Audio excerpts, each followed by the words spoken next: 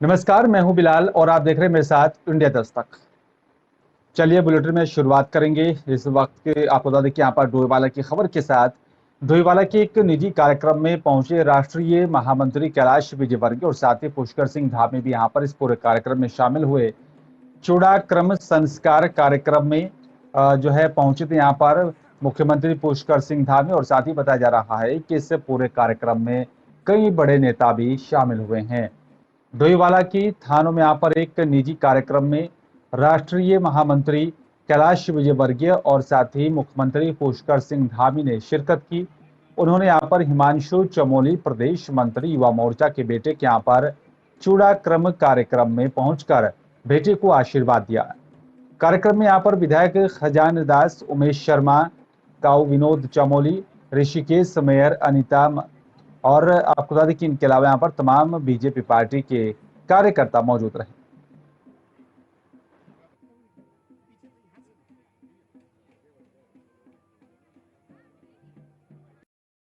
चलिए बात लक्सर की करेंगे। आपको बता दें कि यहाँ पर लक्सर की खानपुर ने यहाँ पर जो है पुलिस ने 50 लोगों पर मुकदमा दर्ज कर लिया है। बताया जा रहा है कि हाईवे जाम करने को लेकर खानपुर पुलिस ने यह मुकदमा दर्ज किया। मारपीट में मृत्यु के बाद परिजनों और साथ ही ग्रामीणों ने लक्सर पुरकाजी हाईवे को जाम कर दिया था। खाटू पुलिस ने हाईवे जाम करने के मामले में यहाँ पर बताया जा रहा है कि बल्ला बल्ला पर मनोज, ललित, अंकित, सुनील, अमित जो है सहित यहाँ पर 150 अज्ञात लोगों के खिलाफ मुकदमा दर्ज किया है।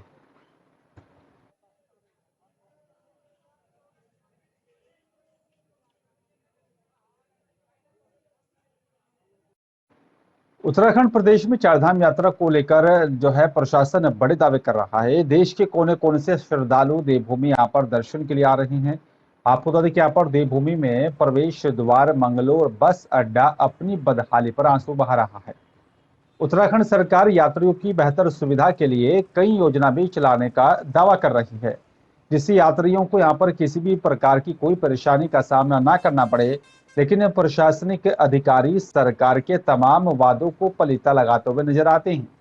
देवभूमि प्रवेश द्वार पर बने बस अड्डे पर यात्रियों की सुविधा के लिए कोई इंतजाम नहीं किया गया। रोजाना हजारों की संख्या में यात्री मंगलोर से सफर करते हैं। बस स्टैंड पर यात्रियों के लिए यहाँ पर कोई विश्राम कक्ष का भी जो है इंतजाम नहीं किया गया। यात्री को बैठने के लिए यहाँ पर कोई बेंच तक यहाँ पर उपलब्ध नहीं है। ना ही यहाँ पर भीषण गर्मी और साथ ही चिलचिलाती धूप से बचाने के लिए कोई इंतजाम किया गया है। पानी की समस्या से लेकर तमाम सुविधाओं को लेकर यहाँ पर टोटा लगा हुआ है। खड़े हैं 2 घंटे हो गए खड़े हैं यहाँ, ना तो बैठने की व्यवस्था है और ना कहेंगे ना टिन सेट है। और दिल्ली जाना, दिल्ली के लिए गाड़ी के लिए देख रहे हैं और यहाँ काफ़ी सालों से परेशानी चल रही। धूप में खड़े रहना पड़ा है।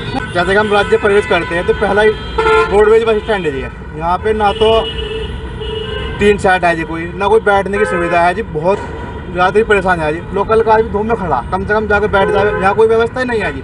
सरकार का कोई ध्यान नहीं है जी। एक अपने में ऑर्गेनाइजेशन है और उनका अपनी फंडिंग भी होती है और ऐसी व्यवस्थाएं बनाने उनका जो है उनकी रिस्पॉन्सिबिलिटी है, क्योंकि ये पब्लिक सर्विसेज से जुड़ा हुआ है। तो नगर पालिका क्षेत्र में है, हम भी अपने स्तर से देखेंगे कि किस तरीके से हम किसी भी एनजीओ से या अपने स्तर से जहाँ भी हमारी फंडिंग की होती है तो हम ऐसी व्यवस्था बनाने का जल्द से जल्द प्रस्तुत करेंगे।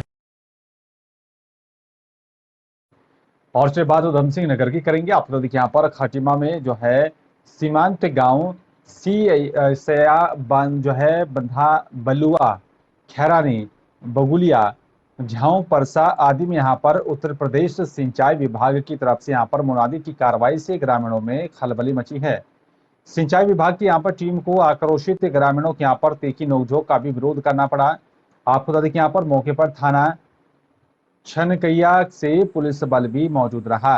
ग्रामीण डैम खाली ना करने की यहाँ पर जिद पर अड़े हैं और साथ ही यहाँ पर धरना प्रदर्शन और उग्र आंदोलन करने की ग्रामीणों ने चेतावनी दी।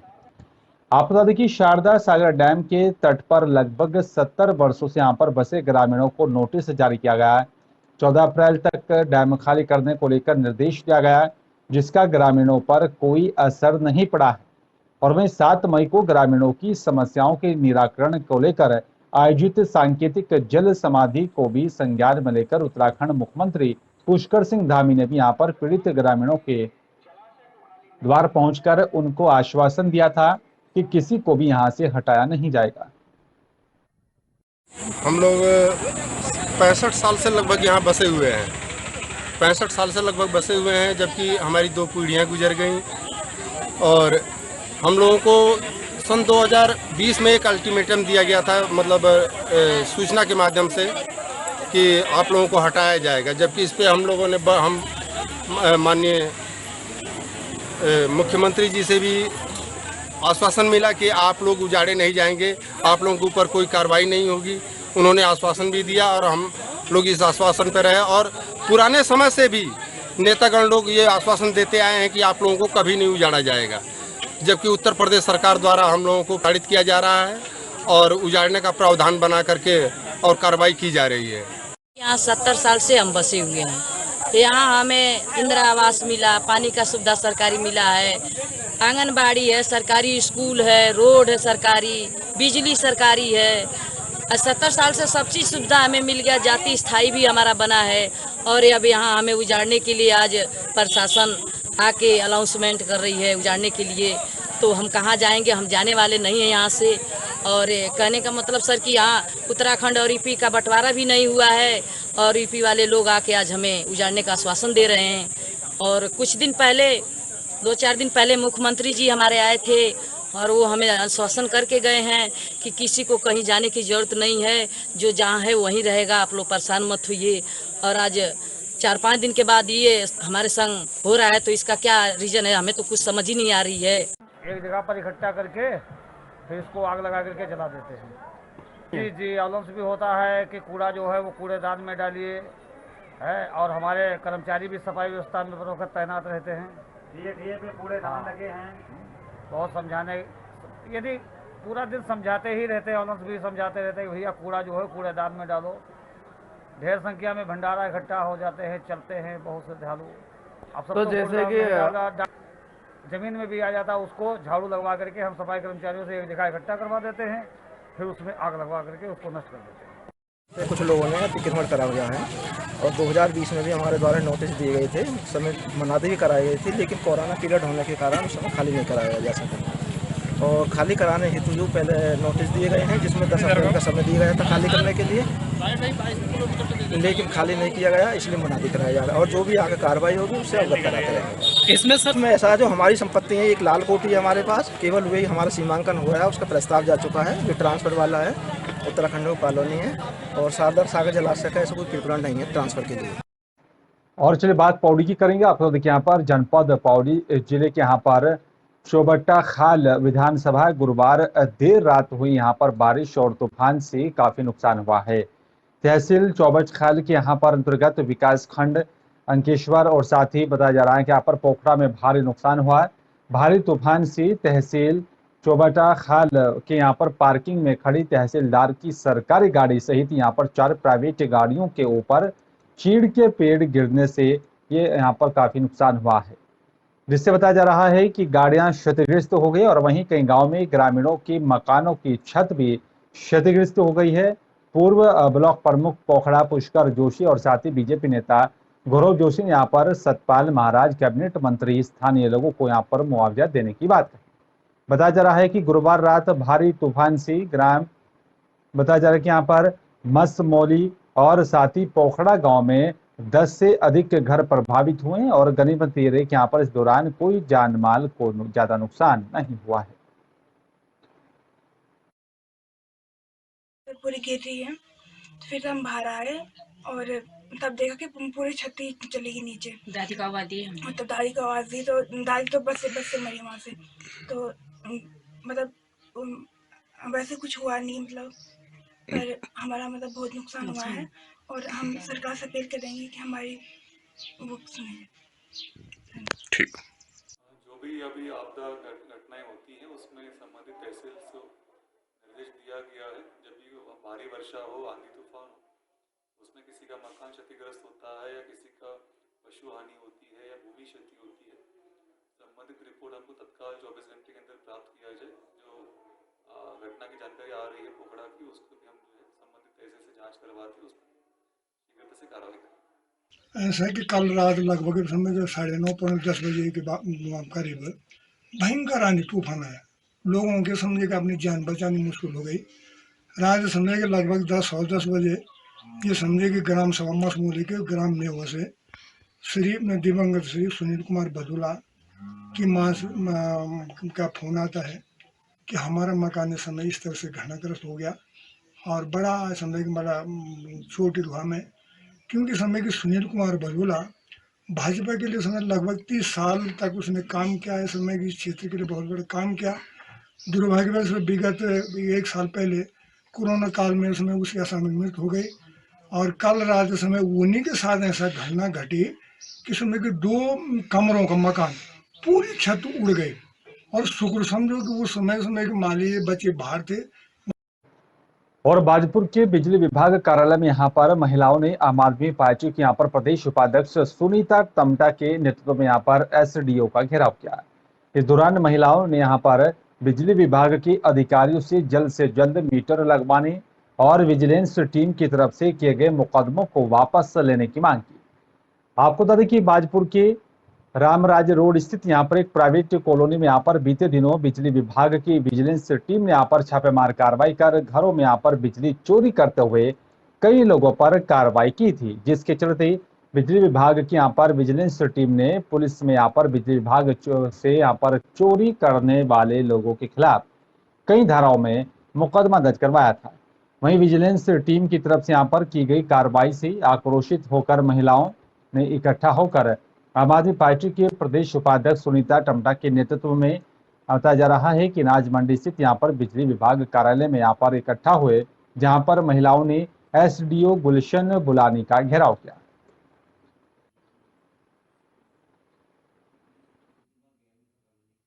हमारी मांग सर यही है कि हमारे घर में मीटर लगना चाहिए, क्योंकि ऑलरेडी हम इसका बिल पहले बहुत बार दे चुके हैं और कॉलोनी के ओनर जसबीर सिंह संधू वही देते हैं सर। वो तो जैसे पूरी कॉलोनी से इकट्ठा करके हम उनको देते थे। पिछले साल हमने उनको 85,000 रुपये दिए हैं और उससे पहले भी वो जैसे कभी किसी से 5 कभी किसी से 6 ऐसे करके हम देते रहे हैं उनको। बिजली का बिल उनको दे रहे हैं।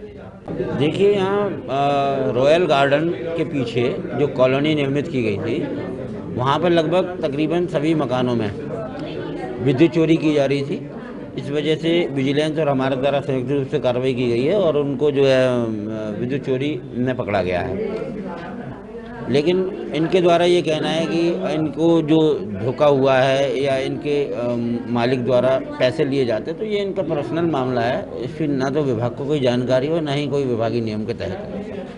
कि हमारी मांग है कि जो कॉलोनी के लोग हैं उन पे जो जुर्माना किया गया है वो कम किया जाए, क्योंकि ये उनके ऊपर अन्याय जैसी वाली बात होगी। क्योंकि देखिए, इन्होंने कई बार पहले भी अपना मुद्दा उठाया था कि वहाँ पे उस कॉलोनी में ट्रांसफार्मर की सुविधा हो और घर घर जो है वो मीटर लगे, लेकिन उनकी कोई सुनवाई नहीं हुई। तो एक तरीके से उनके साथ धोखा हुआ है और मैं चाहती हूँ कि हमने अधिकारी जी से यही बात की है कि उनका जो जुर्माना है वो कम कर दिया जाए, माफ़ कर दिया जाए और वहाँ पे सबके घर में मीटर लगा दिया जाए। और सब सहयोग करने के लिए तैयार हैं, सारे कॉलोनी वाले। विश्व प्रसिद्ध संतूर वादक और साथ ही संगीतकार पद्म विभूषण और साथ ही पद्मश्री पंडित शिव कुमार शर्मा की अस्थियों को बताया जा रहा है कि यहाँ पर हर की पौड़ी स्थित ब्रह्मा कुंड पर पूरे विधि विधान से उनके तीर्थ पुरोहित पंडित शांतनु ने यहाँ पर मां गंगा में विसर्जित करवाया। इस दौरान पंडित शिव कुमार शर्मा के बेटे रोहित और साथ ही बताया जा रहा है कि शिष्य राहुल और पारिवारिक के सदस्य विशाल शर्मा अस्थि कलश लेकर पहुंचे थे। पंडित शिव कुमार शर्मा की कुल पुरोहित पंडित शांतनु शर्मा ने यहाँ पर बताया कि आज पंडित शिव कुमार शर्मा की अस्थियां उनके दोनों पुत्र लेकर हरिद्वार पहुंचे थे, जिनका पूरे विधि विधान से हर की पौड़ी ब्रह्मकुंड पर अस्थि विसर्जन किया गया। और आपको बता दें कि यहाँ पर मां गंगा से प्रार्थना की गई है कि उनको स्वर्ग में स्थान मिले।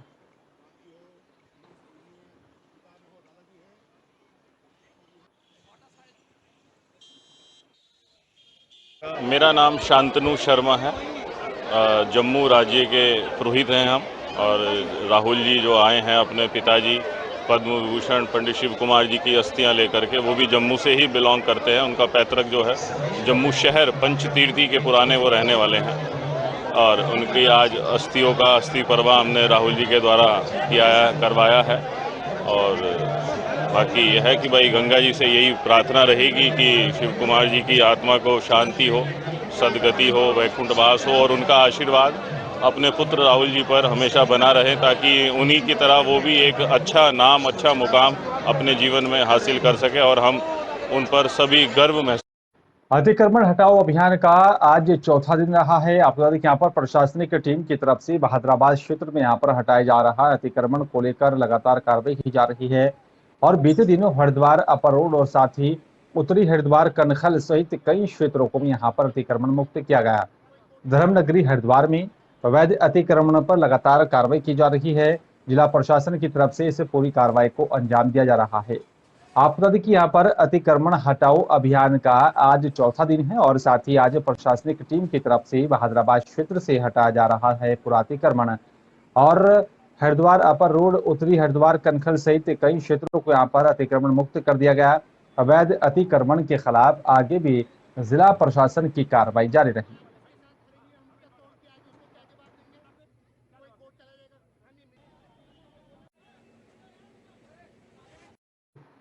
हरिद्वार जिले में जो है सहकारी समितियों के सदस्य किसानों को रोजगार करने के लिए यहाँ पर 1 लाख रुपए का बिना ब्याज ऋण देने की यहाँ पर योजना राज्य सरकार ने शुरू की थी।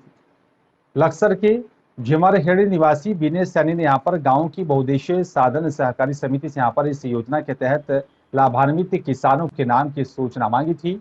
और सूचना में बताया गया है कि यहाँ पर समिति ने कुल 15 किसानों को 15 लाख रुपए का ऋण बांट दिया है। लाभार्थियों की सूची देखने के बाद विनय सैनी ने यहाँ पर सरकारी पैसे की बंदरबांट करने का आरोप लगाते हुए हरिद्वार के AR को भी यहाँ पर शिकायत पत्र भेज दिया है। नियम के अनुसार बोर्ड के यहाँ पर संचालक मंडल में भी शामिल लोगों को यहाँ पर इस ऋण योजना का लाभ नहीं दिया गया। आप बता दें कि इस योजना का लाभ उन सबको नहीं मिल सकता है। इसके बावजूद समिति के यहाँ पर सभापति और साथ ही कई सदस्यों को यहाँ पर इस जो है मुद्रा से यहाँ पर ऋण दे दिया गया है। आरोप है कि बाकी के यहाँ पर 13 लाभार्थी संचालक मंडल के सदस्यों के यहाँ पर परिवार के ही लोग हैं। एक तो यहाँ पर बैंक कर्मचारी की पत्नी है। जानकारी के अनुसार बैंक कर्मचारी की पत्नी के नाम जमीन तक नहीं है। शिकायतकर्ता ने यहाँ पर मामले की जांच कराकर समिति के यहाँ पर बोर्ड भंग करने की भी यहाँ पर मांग की। सरकार को 1 पैसे का भी जो लाभ नहीं मिला इस लोन का। जो इन्होंने अपने जो परिवार के सदस्य हैं जिनके नाम जमीन भी नहीं है उन पर यो लोन उठाया और उनको किसी को कुछ नहीं मिला। जो इनके मेली जोली हैं उन्हें मिले। ये सरकार के कर्मचारी हैं, ये भ्रष्ट इन्हें जो बताना चाहूँगा बहुउद्देशीय साधन सहकारी समिति जवाहर खान झिमरहेड़ी जो सुल्तानपुर में संचालित है, उस वहाँ से मुझे कुछ जानकारी प्राप्त RTI के माध्यम से मैंने जानकारी प्राप्त की है। सरकार द्वारा 0% का ऋण छोटे किसान के लिए योजना है, जिसके डॉक्यूमेंट साथ मेरे पास है। और बोर्ड के जो यहाँ समिति के सदस्य हैं, पदाधिकारी हैं, उन लोगों ने ही वो 1 लाख रुपये का लोन अपने परिवार के लोगों को और अपने परिचितों को मतलब बंदरबांट कर दिया गया है। और मेरी इसमें मांग है मीडिया के माध्यम से कि इसकी जांच कर और ये जो बोर्ड भंग होना चाहिए और इनके खिलाफ कार्रवाई होनी चाहिए। लोन रहा था छोटे किसानों के लिए, उनको मिल नहीं पाया है। जो बोर्ड समिति के लोग हैं उनको मिला है, उन्होंने निकाल लिया। ये तो कार्रवाई होनी चाहिए। हाँ बिल्कुल कार्रवाई होनी चाहिए इनके खिलाफ, जब पैसा नहीं मिला किसानों को। लक्सर के सुल्तानपुर में समाज कल्याण विभाग की ओर से यहाँ पर जो है शिविर का आयोजन किया गया। आपको बता दें कि लक्सर की यहाँ पर जो है विधायक मोहम्मद शहजाद की अध्यक्षता में यहाँ पर जानकारी जो है जन कल्याणकारी बहुउद्देशीय योजनाओं को लेकर शिविर का आयोजन किया गया। शिविर में यहाँ पर 1 दर्जन से भी अधिक जो है स्वास्थ्य जांच और साथ ही दवा वितरण स्टॉल लगाए गए। किसान पेंशन योजना, दिव्यांग पेंशन, मृत्यु प्रमाण पत्र, जन्म प्रमाण पत्र, वृद्धा पेंशन, विकलांग पेंशन कार्ड जैसे भी यहाँ पर जो है उनका भी जो है लोगों को लाभ मिला है। इस मौके पर उन्होंने कहा है कि लोगों के यहाँ पर स्वास्थ्य को ठीक रखने के लिए स्वास्थ्य विभाग के साथ साथ यहाँ पर जनप्रतिनिधियों की भी यहाँ पर जो है जिम्मेदारी होती है और इसके लिए जो है स्वास्थ्य विभाग भी लगातार जो है और साथ ही जनप्रतिनिधि इस तरह के शिविर का आयोजन करें ताकि लोगों को ज्यादा से ज्यादा फायदा मिले।